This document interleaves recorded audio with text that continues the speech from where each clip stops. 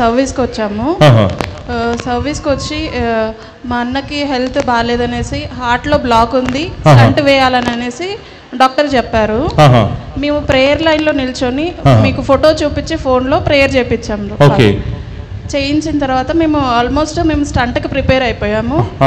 హాస్పిటల్కి వెళ్ళి last week హాస్పిటల్కి వెళ్ళినప్పుడు డాక్టర్ గారు ఏం చెప్పారంటే స్టంట్ లేకుండానే అది క్యూర్ అయిపోయిందండి. వాళ్ళు టెస్ట్ చేసినప్పుడు ఇప్పుడు స్టంట్ అవసరం లేదు, ఆ బ్లాకేజ్ క్లియర్ అయిందని చెప్పారమ్మా. అవును, బ్లాకేజ్ క్లియర్ అయిపోయింది. ఇప్పుడు నరంలో బ్లడ్ సర్క్యులేషన్ అవుతుంది. స్టంట్ కూడా అవసరం లేదని చెప్పారు. గట్టిగా గట్టిగా నుండి ఒక 8 lakhs వరకు అవుతుంది టోటల్ గా అన్నారు. 8 lakhs ప్లస్ 5 lakhs 13 lakhs. కానీ ఒక్క రూపాయి కూడా ఎక్స్ట్రా పెట్టకుండా, జోబులో ఉండి ఒక్క రూపాయి కూడా ఎక్స్ట్రా పెట్టకుండా అది క్లియర్ అయిపోయింది. చూడండి, గట్టిగా చప్పళ్ళు కొట్టి 13 లక్షల రూపాయలు ఖర్చుగా అవసరపడి ఆ యొక్క స్టంట్, హార్ట్ స్టంట్ ఆపరేషన్ ఒక్క రూపాయి చేతిలోంచి పడకుండా, ఆపరేషన్ లేకుండా, గుండె కోత లేకుండా, స్టంట్ లేకుండా దేవుడు స్వస్థపరిచాడు. ఆయన చెదిరిన గుండెను కూడా బాగు చేయవాడు ఆయనే. దేవుని నామంకి స్తోత్రం.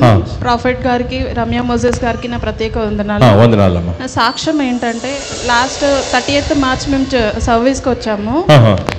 సర్వీస్కి వచ్చి మా అన్నకి హెల్త్ బాగాలేదనేసి హార్ట్లో బ్లాక్ ఉంది, స్టంట్ వేయాలని అనేసి డాక్టర్ చెప్పారు. మేము ప్రేయర్ లైన్లో నిల్చొని మీకు ఫోటో చూపించి ఫోన్లో ప్రేయర్ చేయించాము. చేయించిన తర్వాత మేము ఆల్మోస్ట్ స్టంట్కి ప్రిపేర్ అయిపోయాము. హాస్పిటల్కి వెళ్ళి లాస్ట్ వీక్ హాస్పిటల్కి వెళ్ళినప్పుడు డాక్టర్ గారు ఏం చెప్పారంటే స్టంట్ లేకుండానే అది క్యూర్ అయిపోయిందండి. స్టంట్ లేకుండానే క్యూర్ అయిపోయింది.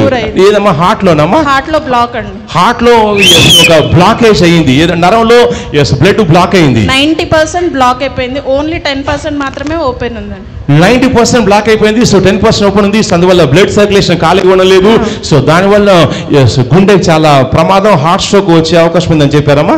ఆల్రెడీ ఒకసారి వచ్చిందంట. ఆల్రెడీ ఒకసారి వచ్చింది, ఇంకోసారి కూడా వచ్చే అవకాశం ఉందని చెప్పారు. వస్తే ఈసారి వస్తే చాలా సీరియస్ అవుతుంది. సో అది ప్రాణాన్ని కూడా హాని అని డాక్టర్స్ చెప్పారు. సో కాబట్టి ఆపరేషన్ చేసి ఎక్కడైతే ఆ నరంలో ఎక్కడైతే బ్లడ్ క్లాట్ అయిందో దాన్ని కట్ చేసి అక్కడ స్టంట్ వేసి ముక్క జాయిన్ చేసి ఆ బ్లడ్ సర్క్యులేషన్ అయ్యేటట్టు చేయాలని డాక్టర్స్ చెప్పారు. చెప్తే మీరు మెంటల్ గా ప్రిపేర్ అయిపోయారు. మార్చ్ ఎప్పుడమ్మా? మార్చి 31వ తారీఖమ్మా? మార్చ్ 30th కి చర్చ్కి వచ్చాము. మార్చి 30th కి మీరు చర్చ్కి వచ్చారు. ఫ్రీ అప్ అండ్ ప్రేయర్లో నిలబడి మీరు ఫోటో చేయించారు. ఫోటో చేయిస్తే నేను డెలివరీ చేస్తాను, ఇక స్టంట్ కూడా అవసరం లేదు, బ్లాకేజ్ క్లియర్ కావాలని ప్రార్థన చేస్తాను. చేసిన తర్వాత మళ్ళీ మీరు హాస్పిటల్కి వెళ్ళినప్పుడు వాళ్ళు టెస్ట్ చేసినప్పుడు ఇప్పుడు స్టంట్ అవసరం లేదు, ఆ బ్లాకేజ్ క్లియర్ అయిందని చెప్పారమ్మా. బ్లాకేజ్ క్లియర్ అయిపోయింది. ఇప్పుడు నరంలో బ్లడ్ సర్క్యులేషన్ అవుతుంది. స్టంట్ కూడా అవసరం లేదని చెప్పారు. గట్టిగా గట్టిగా గట్టిగా చప్పళ్ళు కొట్టి గట్టిగా ఇక మనం సేవించే దేవుడు గుండెల్లో ఉన్న దేవుడు, గుండెల్లో ఏదైనా ప్రాబ్లం వస్తే కూడా ఫిక్స్ చేసే దేవుడు. ఎక్కడ నరంలో బ్లడ్ ఇరకపోయినా, నువ్వు ఇరకపోయినా, నీ జీవితం ఇరకపోయినా, నీలో ఉన్న బ్లడ్ ఇరకపోయినా కానీ దాన్ని క్లీన్ చేసి మొత్తం శుద్ధీకరించి స్వస్థపరిచే దేవుడు ఆయన, అద్భుతం చేసే దేవుడు. ఇప్పుడు ఆ డాక్టర్స్ వాళ్ళు టెస్టింగ్ చేసి ఆశ్చర్యపోయారు. డాక్టర్స్ ఆశ్చర్యపోయారు. ఏమన్నారమ్మా డాక్టర్స్? అసలు మిరాకిల్ ఇది అన్నారు డాక్టర్స్. ఈ డాక్టర్స్ మిరాకిల్ అని చెప్పారు. వావ్! ఎందుకంటే వైద్య శాస్త్రంలో 10% 20% బ్లాకేజ్ అంటే పర్లేదు, 90% ఏవో బ్లాకేజ్ అయిపోయిందంటే ఖచ్చితంగా స్టంట్ వేయాల్సింది, లేదంటే మాత్రం హార్ట్ స్ట్రోక్ వస్తుంది. సో అది నెక్స్ట్ టైం ప్రాణం పోయే అవకాశం ఉంటుంది. సో ఇప్పుడు 90% మొత్తం క్లీన్ అయిపోయింది. ఇప్పుడు అది స్టంట్ లేకుండానే ఇప్పుడు బ్లడ్ సర్క్యులేషన్ అవుతుంది. ఆ రిపోర్ట్స్ లో వచ్చిందమ్మా, బ్లడ్ సర్క్యులేషన్ క్లియర్ అవుతుంది వచ్చిందమ్మా. మీ దగ్గర ఆ రిపోర్ట్స్ ఉన్నాయమ్మా? ఉన్నాయి డాక్టర్. ఇంటి దగ్గర ఉన్నాయా? ఇంటి దగ్గర ఉన్నాయి. ఇంటి దగ్గర ఇది వరకు బ్లడ్ లో ఇట్లా అంటే బ్లడ్ బ్లాకేజ్ ఉందని, నరంలో బ్లాకేజ్ రిపోర్ట్స్ ఉన్నాయి. ఆ తర్వాత ప్రార్థన చేస్తున్నా, డెలివరీ చేసిన తర్వాత ఫ్రీ అపాయింట్మెంట్ ప్రేయర్ లైన్ లో నేను డెలివరీ చేసిన తర్వాత మళ్ళీ నెక్స్ట్ రిపోర్ట్స్ ఏంటంటే మొత్తం బ్లాకేజ్ అంతా క్లియర్ గా రిపోర్ట్స్ ఉన్నాయి.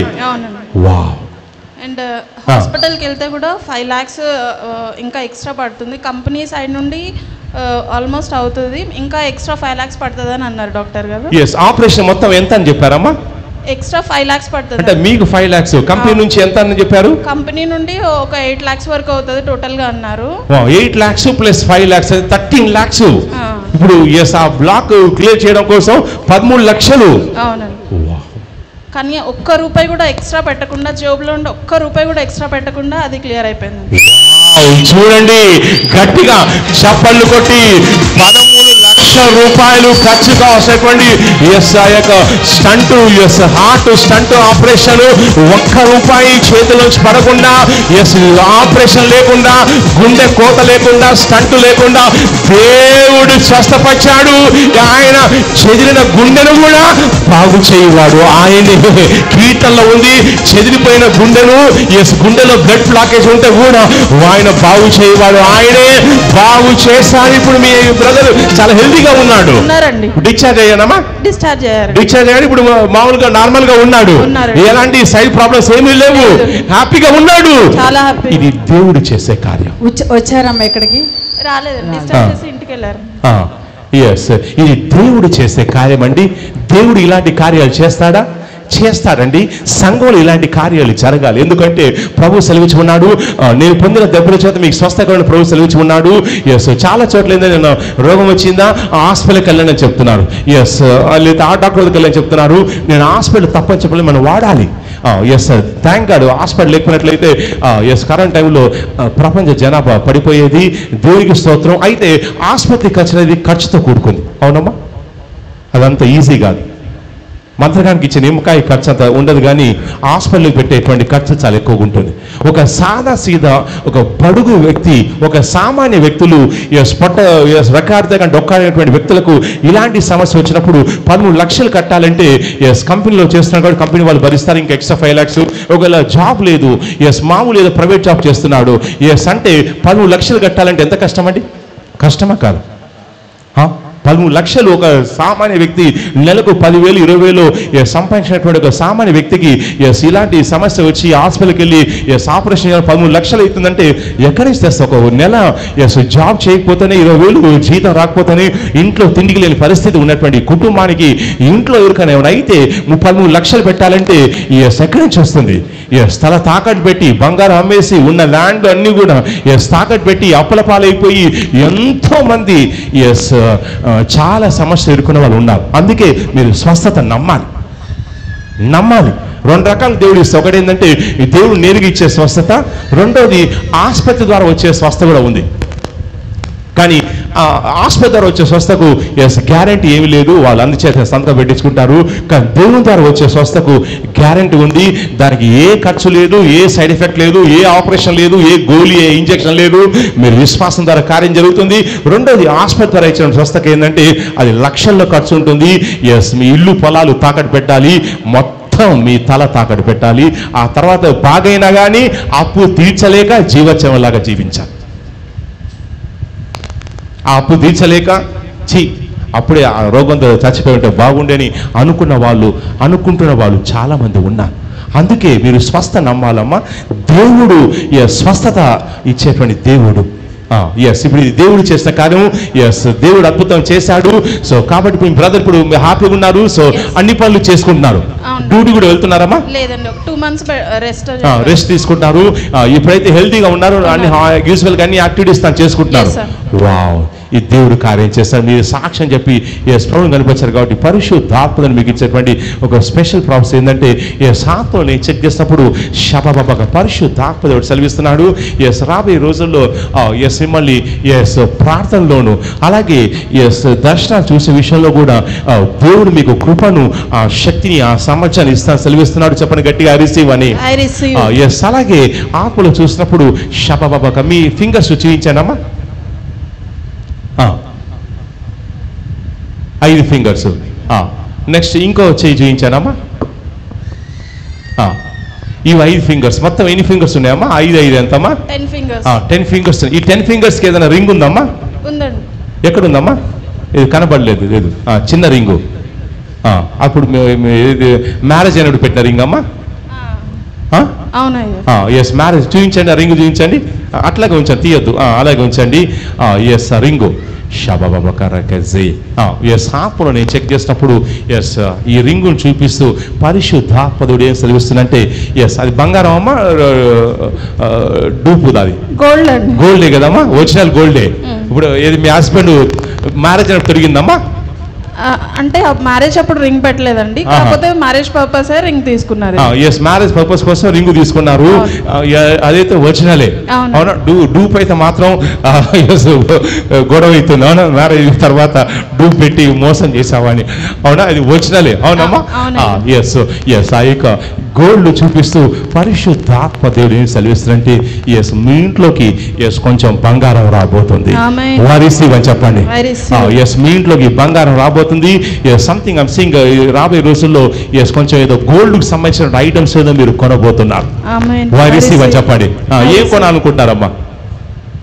జ్యువెలరీ కొనుక్కోవాలని నార్మల్ గా ఆశనే ఉంటుంది. జ్యువెలరీ కొనుక్కోవాలని ఆశ అయితే ఉంటుంది. అవునమ్మా? ఎస్ జ్యువెలరీ కొనుక్కోవాలని ఆశ అయితే ఉంది. అవునమ్మా? ఎస్ అదే నేను చూస్తున్నాను రాబోయే రోజుల్లో ఎస్ దేవుడు మీకు జ్యువెలరీ కొనుక్కునే విధంగా ఎస్ దేవుడు మీకు ఫైనాన్స్ ఇవ్వబోతున్నాడు. గట్టిగా రిసీవ్ అని చెప్పండి. మీరు మళ్ళీ సాక్షంత రాబోతున్నారు. గట్టిగా రిసీవ్ అని చెప్పండి. ఎస్ మీ ఇంట్లో బంగారం ఉంటుందని ప్రవచిస్తున్నాను. చెప్పండి గట్టిగా రిసీవ్ అని. ఎస్ అలాగే మీ అందరి ఇంట్లో కూడా బంగారం ఉంటుందని ప్రవచిస్తా. చెప్పండి గట్టిగా రిసీవ్ అని. చెప్పండి గట్టిగా రిసీవ్ అని. ఎస్ మీరు బోడి ముఖం అంటే ఇష్టపడతారా? బంగారం ఎస్ నెక్లెస్ ఉన్న ఎస్ భార్య అంటే ఇష్టపడతారు. ఏ భార్యని ఇష్టపడతారు? భర్తలారా ఉట్టి ఏమి లేకుండా బోస్ ముఖం వేసుకొని తెల్లచీర వేసుకున్నటువంటి ఎస్ బోడి ముఖం ఇష్టపడతారా? లేకపోతే రింగులు బొంగులు వేసుకొని నక్లెస్ వేసుకున్నటువంటి ఎస్ లేడీని ఇష్టపడతారు? ఏమి ఇష్టపడతారండి? బంగారం కొనాల్సి వస్తుందని నువ్వే నా బంగారం అంటారు. నువ్వే నా బంగారం అంటారు. ఎందుకంటే ఖర్చు అయిపోతుంది కాబట్టి. ఎస్ అదే ఖర్చు లేకుండా ఎస్ బంగారం వచ్చింది అనుకోండి, ఎస్ మీరు ఇష్టపడతారు లేదా? ఎందుకు ఇష్టపడతారు? ఎస్ ఎస్ మీ విశ్వాస ప్రకారం మీకు జరుగుతుంది. ఎస్ అమ్మా మీ ప్రేయర్ రిక్వెస్ట్ అయ్యగారు. చెప్పండి. మా హస్బెండ్ కి బ్యాంక్ జాబ్ ICICI లో వర్క్ చేస్తారు. తనని మహారాష్ట్రకి షిఫ్ట్ చేశారు అయ్యగారు రీసెంట్ గా. అక్కడ వెళ్ళడం ఇష్టం లేదు. మరి దేవుడు ఆ విషయంలో ఒక అద్భుత ICICI మహారాష్ట్ర షిఫ్ట్ చేశారు. ఇప్పుడు మహారాష్ట్రలో చేస్తున్నాడమ్మా? ట్రాన్స్ఫర్ చేశారు అయ్యగారు. వెళ్ళాలి అక్కడికి. అక్కడికి వెళ్ళాలి. ఎస్ లాంగ్ అవుతుంది. సో ఇక్కడే మీరు కావాలనుకుంటున్నారు. అవునమ్మా? ఎస్ కళ్ళు మూసుకోండి. అనుకోండి. నేను సాక్ష్యం చెప్తాను ప్రభు అనుకోండి. ఎస్ మహారాష్ట్ర కాదు, ఇక్కడ ఎస్ హైదరాబాద్ లోనే అనుకోండి. యేసు క్రీస్తు నామంలో ఎస్ ఎవరైతే ఎస్ ట్రాన్స్ఫర్ చేశారో అధికారులను యేసు క్రీస్తు నామంలో ఆజ్ఞాపిస్తున్నాను. ఎస్ ICICIలో వేస్తుండగా మళ్ళీ హైదరాబాద్ లోనే ఎస్ మళ్ళీ ట్రాన్స్ఫర్ కావాలి. నేను ఒక దూతను ఆజ్ఞాపిస్తున్నాను. ఈ దూత వెళ్ళి ఎస్ అధికారులను ఆజ్ఞాపించాలి. వాళ్ళ మనసు మార్చాలి. ఎస్ మళ్ళీ ఎస్ ట్రాన్స్ఫర్ పెట్టుకుంటుండగా వాళ్ళ హైదరాబాద్ లోనే ఇవ్వాలి. నేను ప్రవచిస్తున్నాను, ఆజ్ఞాపిస్తున్నాను. ఈ బిడ్డ సాక్ష్యంతో రావాలి. గట్టిగా 3 సార్లు I receive అని చెప్పండమ్మా. సెకండ్ టైం, మూడోసారి అది మీకు జరుగుతుంది. God bless. దేవుడు మళ్ళీ బాగా దీవించును కాక.